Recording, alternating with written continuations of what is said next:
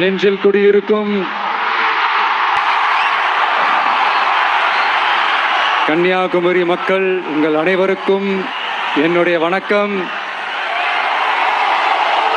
என் நெஞ்சில் குடியிருக்கும் காரைக்குடி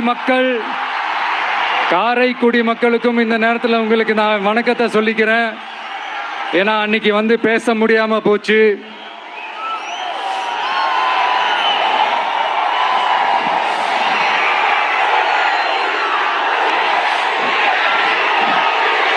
நம்ம கன்னியாகுமரி மண்ணுக்கு வந்தது ரொம்ப ரொம்ப சந்தோஷம். உங்க எல்லாரையும் சந்திக்கிறதுல ரொம்ப ரொம்ப சந்தோஷம். இந்த வெயில்ல இந்த வேர்வையில எனக்காக நீங்க வந்திருக்கிறீங்க.